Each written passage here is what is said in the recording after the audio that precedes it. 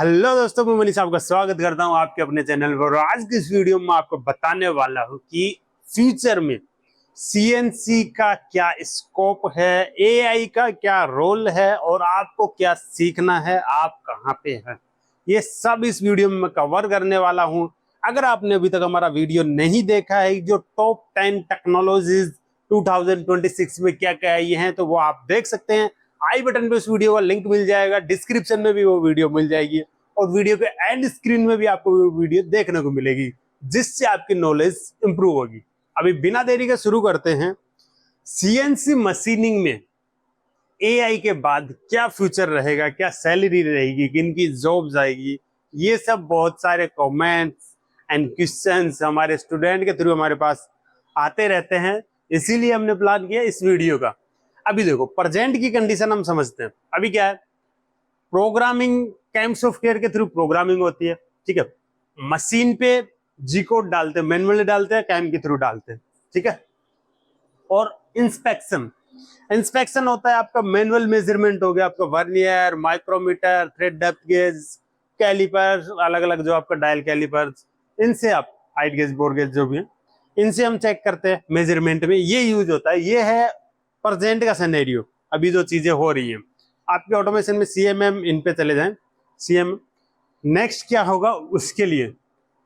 अभी एआई क्यों आ रहा है, पहले ये समझते हैं। मैन्युफैक्चरिंग में एआई की जरूरत क्यों पड़ रही है, क्यों उसको अप्लाई कर रहे हैं। एक तो स्पीड, मिली सेकेंड्स में आपका टूल पाथ का ऑप्टिमाइजेशन होगा, मतलब कहां पे भी कोई एरर जो भी होगा वो आपको ऑप्टिमाइज करके देगा AI tool path. Precision, precise, उसके लिए बिल्कुल माइक्रोन लेवल की जो भी मिस्टेक्स हैं उनके लिए प्रिडिक्शन होगी पहले से ही कि यहाँ पे ये मिस्टेक्स इसकी वजह से ये रिजल्ट हो सकता है, वो सब आपको पता चलेगा एआई के थ्रू। नेक्स्ट, एफिशिएंसी, जो मशीन का डाउन टाइम है उसमें बहुत ज्यादा कमी आएगी एआई की वजह से।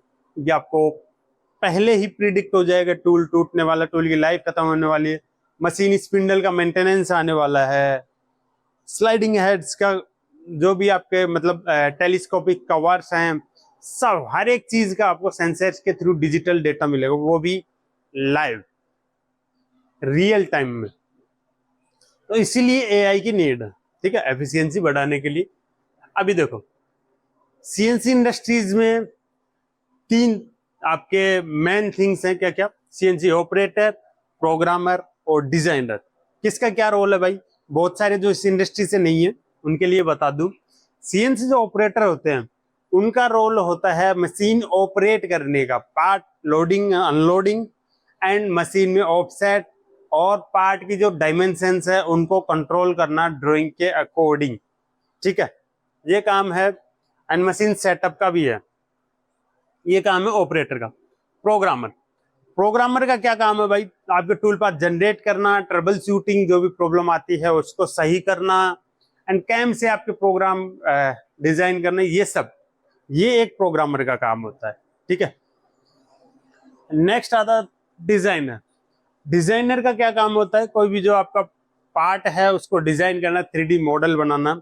ये तीन अलग अलग भूमिकाएं हैं लोगों की, ऑपरेटर, प्रोग्रामर, डिजाइनर, ठीक है।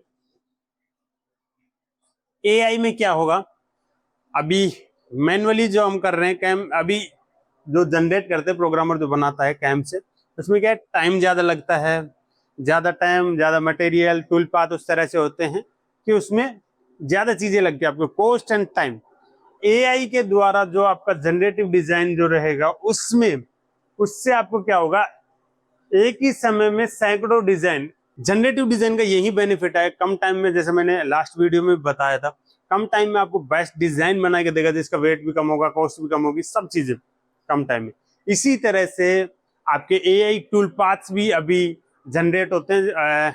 नॉर्मली आप जो भी सॉफ्टवेयर आप यूज कर रहे हैं उनमें इनबिल्ट अभी नहीं देखने को मिला है, एड ऑन होते हैं, कुछ कंपनीज हैं जो प्रोवाइड करवा रही हैं। अगर मैं मास्टर कैम की बात करूं तो मास्टर कैम के लिए जो एड ऑन्स हैं, आपका कैम असिस्ट, क्लाउड एनसी, अगर ये एड ऑन आप करवाते हैं तो जो टूल पाथ्स हैं वो भी एआई जनरेटेड आप बना सकते हैं, टूल पाथ ऑप्टिमाइज कर सकते हैं। मतलब आपका काफी टाइम सेम हो। बट ये है एड ऑन्स। अगर आप सीखना चाहते हैं मास्टर कैम प्रोग्रामिंग या फिर solid CAM, manual programming, engineering drawing, जो भी आपको सीखना वो सब अवेलेबल है हमारे ऐप के ऊपर। अभी ऐप डाउनलोड करो नॉलेज टीवी CNC, जिसमें डिटेल में आपको सारी चीजें मिलेंगी। हम आपको वहां पे सिखाते हैं, हम आपको बनाते हैं एडवांस फ्यूचरिस्टिक प्रोग्रामर। सो आगे चलते हैं। अभी इंस्पेक्शन में ये तो होगी प्रोग्रामिंग के में कि भाई AI किस तरह से उन चीजों को चेंज कर रहा है। प्रोग्रामिंग इंस्पेक्शन जो क्वालिटी है उसमें कैसे चेंज कर रहा है। अभी आगे टेक्नोलॉजी ऐसी आ रही है कि भाई रियल टाइम में आपका पार्ट चेक होगा मशीन में ही, ठीक है। स्कैनिंग होगी आपके पार्ट की डायमेंशंस, वहीं पे आपको पता चलेगा बिना मशीन रोके। ऑटोमेटिक ऑफसेट भी एडजस्ट हो जाएंगे। डायमेंशन कम आ रही है तो ऑफसेट आपकी एडजस्ट हो जाएगी उसी में, ठीक है। एंड टूल ब्रोकन का तो अभी भी आ गए हैं आपके रेंसो एंड आपका ब्लूम, ये कुछ कंपनीज हैं जो आपको प्रोवाइड करवाती हैं, जिसमें आप टूल ब्रेकेज डिटेक्शन रहता है, उसका आप पता लगा सकते हैं। टूल ब्रेक हुआ है कितना हुआ है, वो जो वियर है वो वियर आप डाल सकते हैं। मतलब जो डिटेक्ट करेगा कि 0.1 वियर हुआ है, जो 0.1 वियर हुआ वो आपके ऑफसेट में जाके अपडेट भी हो जाएगा अगर आप चाहते हैं तो। वो सब चीजें ऑटोमेटिक हो सकती हैं। अभी बहुत सारी कंपनीज में ऑलरेडी अप्लाई हो चुका है, ठीक है। अभी किन किन की वैल्यू घट रही है और किसकी डिमांड बढ़ रही है वो मैं आपको बता देता हूं। जो बेसिक CNC ऑपरेटर्स हैं उनकी वैल्यू धीरे धीरे खत्म सी होती चली जाएगी। रीजन, आगे जो ऑपरेटिंग के लिए, लोडिंग अनलोडिंग के लिए रोबोट्स आ जाएंगे, ठीक है। बट इसका मतलब ये नहीं कि अभी सारी चीजें हो रही है, इसमें थोड़ा सा टाइम लगेगा। ये टेक्नोलॉजी सभी जगह अडॉप्ट होने में थोड़ा टाइम लगेगा। बेसिक CNC ऑपरेटर्स उनकी वैल्यू कम होती जा रही है, ठीक है। डिमांड बढ़ेगी ऑटोमेशन इंजीनियर की। मैनुअल इंस्पेक्शन है, मैनुअली जो आप इंस्पेक्ट कर रहे हैं उनकी वैल्यू कम हो रही है, डिमांड घट रही है। कैम स्पेशलिस्ट जो सॉफ्टवेयर बेस्ड हैं, एडवांस हो गए, उनकी डिमांड बढ़ेगी। जो रिपीटेटिव डेटा एंट्री कर रहे हैं उनकी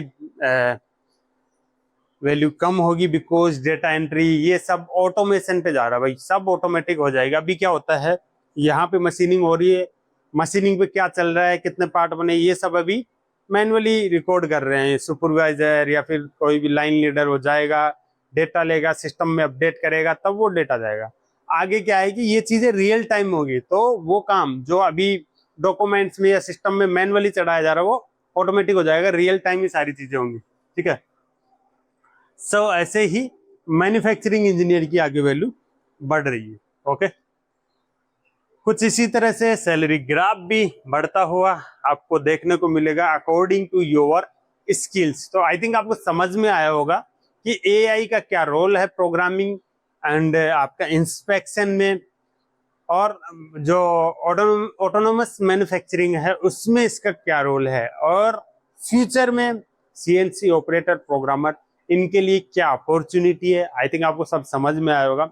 आपको लगता है इस तरह के वीडियोज और आने चाहिए तो उनके डिटेल्ड वीडियो में मैं बना दूंगा।